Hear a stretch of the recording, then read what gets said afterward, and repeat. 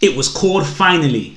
Mike Tyson versus Evander Holyfield. November the 9th, 1996, 23 years ago today. That's right, we're digging in the crates.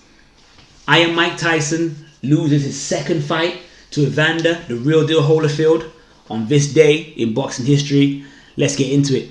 Going into this fight, Mike Tyson was 29 years old, fresh out of prison, reinstating his intimidating aura of invincibility. Evander Holyfield, at this time, before going into the fight, supposedly washed up. That's what I thought, and that's what everyone else thought, and also had some heart problems as well. So Mike Tyson, massive overcoat. Evander Holyfield, I think it was a 20-1 underdog going into this fight. But before we go into the fight, because it is one of those moments in heavyweight history where you have to say, you know, what are the 15 most significant moments in heavyweight history? This fight was one of them, because Evander Holyfield wasn't meant to be Iron Mike Tyson, not this Tyson. So, the current climate of the heavyweight division. Mike Tyson in prison from 1992 to 95. These are rough dates. I'm pretty sure I'm correct. These are rough dates.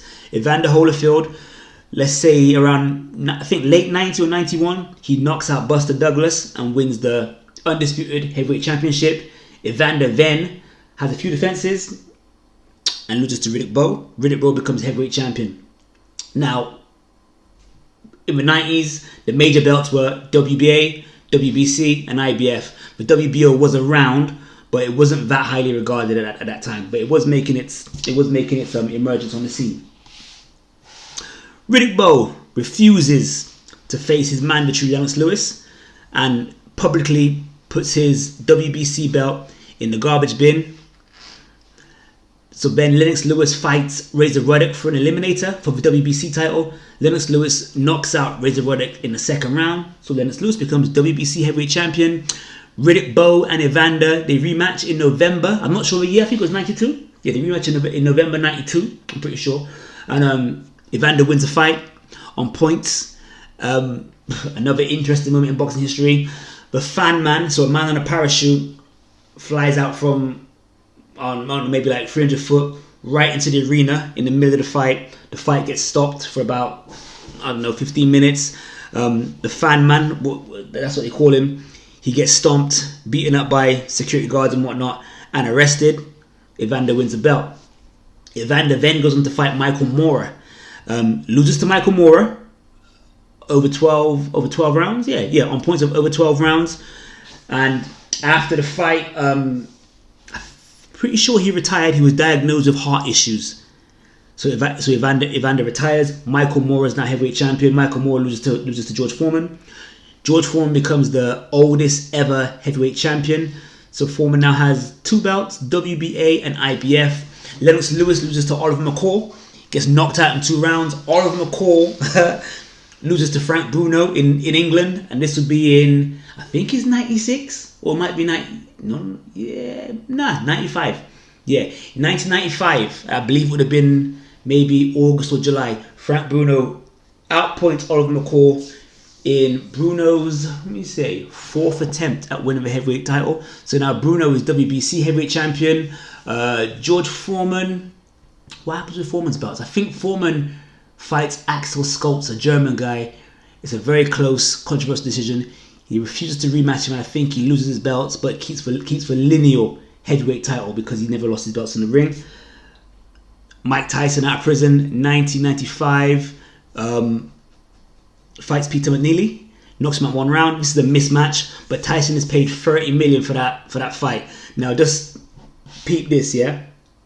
Back in 95, Tyson gets $30 million for fighting a nobody who no one thought he would lose to. Yeah, that's how big Tyson was. Evander Holyfield makes a comeback. He fights Ray Mercer. Yeah, Ray the Merciless Mercer, and he beats him. I'm sure it's a 12-rounder, and he knocks him down late in the fight. So, special note: Evander Holyfield, the first guy to knock down Ray Mercer. Holyfield then goes on to fight Riddick Bowe. They're not champions anymore. They have the most exciting fight. Both get knocked down. Evander gets stopped in the 8th round, and once again, Holyfield, the first man to knock down Riddick Bowe. I'm pretty sure I'm right in that. So the first man to knock down Bowe and Mercer. So special nod and a salute to Evander Holyfield. Then Evander Holyfield goes on to fight a guy called Bobby Ches before he fights Tyson. On that same card, Ray Mercer and Lennox Lewis, they have I'm pretty sure a 10-rounder, a slugfest, a very good fight which Lennox Lewis wins. Against Bobby Ches, Holyfield looks like trash. He gets stopped in 5 rounds, but he looks like trash. Tyson has a rematch against Frank Bruno. So he beat Bruno the first time back around 89. Stopped him in 5 rounds. He rematches Bruno again in March 96. Demolishes him 3 rounds. Bruno looks scared to death. Mike Tyson is now a WBC heavyweight champion in March. September 1996, Mike Tyson fights Bruce Seldon. Knocks him out in 1 round. Many think Seldon threw the fight because he was just intimidated by Mike Tyson. So Mike is now the WBC and WBA champion because Seldon was the WBA champion at the time. And that's September 96. And then he fights Evander Holyfield November 96. I'm pretty sure going into that fight, Mike had to relinquish the WBC belt because Lennox Lewis was his mandatory and he refused to fight him. So I think he either relinquished the belt or that belt wasn't on the line against Evander Holyfield, and Mike paid Lennox Lewis $3 million step-aside money. Now, I'm not sure how that was perceived as like Mike was ducking Lennox or Lennox was a coward for taking the $3 million, but Lennox got paid $3 million to step aside so that Mike could fight Evander Holyfield. So, going into the fight, Mike looking very intimidating. At the time, we didn't know, but he looked like he was punching harder. He said he was punching harder. His physique looked more muscular as he was, reaching his prime years of physicality. No one felt that people felt it was wrong. It was a disrespect to boxing and humanity for Evander to be fighting Mike Tyson. That's how poor Evander looked against Bobby Ches, and also the loss to Riddick Bowe, and also the heart problems when he retired after the Michael Moore fight. So Evander was a 20-1 underdog, and people were saying stuff like, Evander, please don't fight this guy. He might kill you. The fight didn't pan out that way. In hindsight, Mike only had about 5 to 6 rounds of boxing since coming out of prison before fighting Evander Holyfield, and that wasn't enough to fight a tough Evander.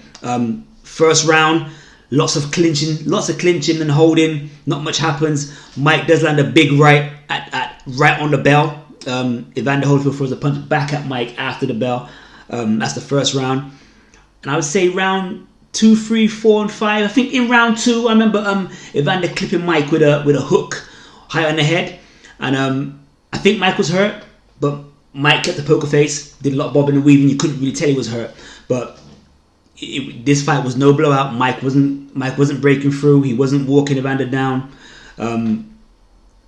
Round 5, Mike's struggling. There's lots of clinching. It's a very physical fight. Mike can't push Evander back, but Mike does land some wicked body shots. I believe it was I think it's a left hook to the rib, followed by a right hook to the rib, followed up by the uppercut. So that was one of Mike's trademark punches. The right uppercut to the rib and followed straight up. The right hook to the rib and followed straight up with an uppercut to the chin.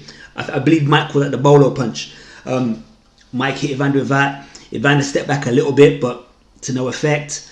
6th round, Mike gets cut. Mike believes it's a headbutt. I'm not too sure if it was a headbutt or not. And Mike's trying to fight hard. Now he's cut. But Evander Holyfield catches Mike coming in and throws an uppercut to his chest. Lifts Mike off his feet. Tyson slides back on the canvas on his feet. He's knocked down. So this is Mike Tyson's first knockdown in his career. He was knocked out by Douglas, but this is his first knockdown. So from that point onwards, Mike's looking very despondent in there. Evander's looking very exultant throughout the fight, and Mike's looking a bit tired too. And that's the theme of the fight. Round 10, Evander very patient, catches Mike with a right hand behind a double jab, and Mike is hurt. I believe that Evander lands a number of punches, and the ref, Mitch Halpin, I remember his name, Mitch Halpin, stops the fight, not the fight, he stops the action on the bell, so Mike is safe, goes back to his corner for round 11. Mike comes out in round 11, it's a repeat of round 10, but it ends very early. Evander lands 13 shots to Mike, hooks hooks to the head, and Mike's just stepping back, and the ref comes in, stops the fight. One of the biggest upsets in boxing history. I mean, if there's like 5 upsets, I'm sure that if there's like 5 of the highest upsets, I'm sure that's in the top 5. Obviously, the Douglas Tyson fight was one of the biggest upsets. Ali versus Foreman up there as well, because Foreman was a beast at the time, and Ali was meant to be past it. And that was the fight. No one believed it. At the end, in the post-fight interview, Mike Tyson, very humble and very respectful, saying, Evander is a masterful boxer and he fought better than me. Tyson did complain about headbutts. Yes, I believe I was headbutted, and I want a rematch. And Evander just said, listen, it's all down to Jesus Christ. That's why I won this fight. I prayed him, Lord. So Evander won. And Evander is now the new heavyweight champion. And this is now the demise, the derision of Mike Tyson's career, looking back in hindsight. Because after this fight, Mike never really fights again at the top level until when he fights Lennox Lewis. So after this fight, they have the rematch in June 97. I believe it's a day before Tyson's birthday. Tyson loses the rematch. We're not going to go into that, but we know it's the ear bite rematch. Tyson's then banned for the ear biting, so he goes into the WWE or the WWF to fight Shawn Michaels. No, to referee a fight between Shawn Michaels and Steve Austin. Then he comes back. I think he comes back in January 99. Knocks out Franz Bofer in the 5th round, but he looks terrible. At this point, Mike's got mad depression, on medication as well. I believe it's called Zoloft, on medication, and he comes off medication before he fights. So energy levels and mind state not there.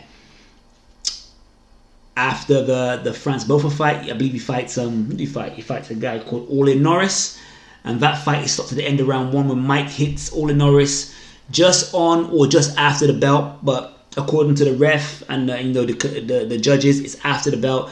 So that fight is a disqualification, and Mike is banned from fighting. Well, he's told to not fight in Las Vegas for a little while because they're kind of sick of his theatrics. So Mike then hits Europe, fights Julius Francis in London, and has a massive turnout in London. Like he's mobbed, he's mobbed on the streets of London. It's almost like he's the Messiah. They have to put Mike in a prison cell and get him to speak out from the speakerphone to say, "I love you guys, but I got to break up out of here."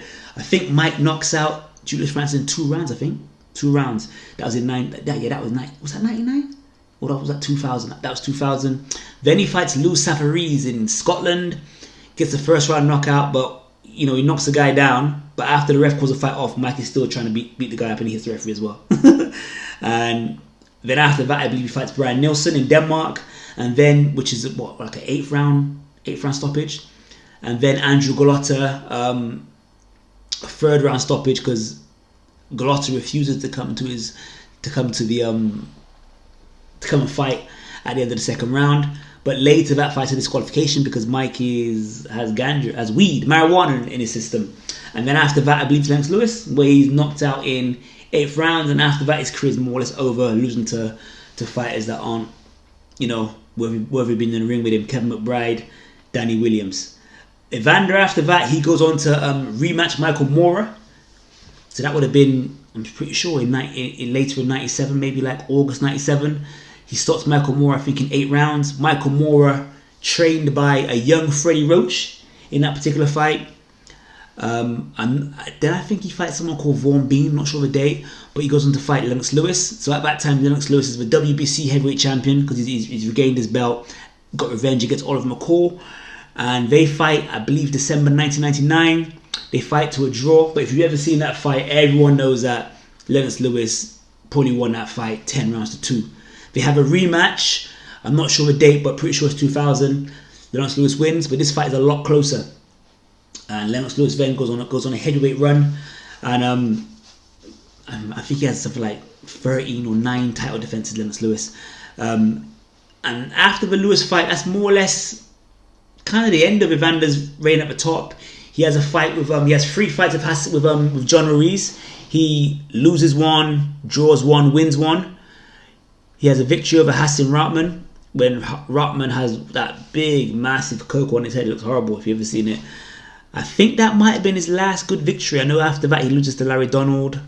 He fights Nikolai Valuev one of the biggest heavyweights ever, and he loses that fight. But watching the clips and reading up on it, everyone says he wins that fight. Let's touch on the rematch quickly. So I think in the first fight, Tyson versus Evander Holyfield, for me, Tyson, and many will feel, because Tyson's my favorite fighter, but I have to try and be objective. I personally feel that Tyson had abandoned his head movement and body shots and his jab, and he was in love with his knockout power, and he threw more. He headhunted more than setting up the knockouts, and he'd been doing that since the first Frank Bruno fight for a while. So I feel that Mike has sort of left his traditional custom intricate technical teachings, whatever, and was more into just getting guys out of there. And by the time he fought Evander, he paid for that, because not only was he abandon his technique, but he'd been out of action for a long time. And you don't go out of action for a long time and then go up against someone like Evander Holyfield. Although at the time, we did think Evander was washed up, and I think that's probably partly where we took that fight. It was a money fight. I think for that fight, I can't remember, Tyson might have got 20 million for the fight and Evander got 10. I'm pretty sure that's right.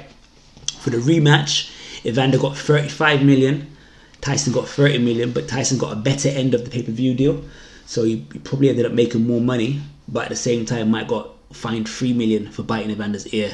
And I remember reading the article years later that in the first fight, Evander was so strong, pushing back Mike in the clinch, Mike being unable to hurt him. Mike was like surprised why I couldn't hurt this guy, and he asked Evander for a drug test, and Evander agreed, but he agreed that he'd only reveal the drug test to Mike after the fight. So I'm not sure if it was like back then. Now we know they do like urine and blood testing, and also like they check your hair strands for like to see if you've got any performance enhancing drugs in your system. But back then it may have just been urine. But yeah, I don't know if I'm sure they would have tested Evander pre-fight and post-fight, but I couldn't say for certain. But that's what I read up. I'll try and find an article and leave it below. But what's your thoughts on that fight? Where was you when the fight happened? Did you watch it live? Could you believe it? Yeah. And how do you see the careers of Iron Mike and Evander? Where do you rank them as heavyweight greats? Do you think they're great, all-time great? Do you think they're overrated? Do they deserve to be spoken in the same breath as Ali and Fraser and Liston and Foreman? Let me know. This is MSLB, Mark Sterling Loves Boxing. This day in history, Evander stops Mike Tyson, TKO in round 11. Good evening. Bless.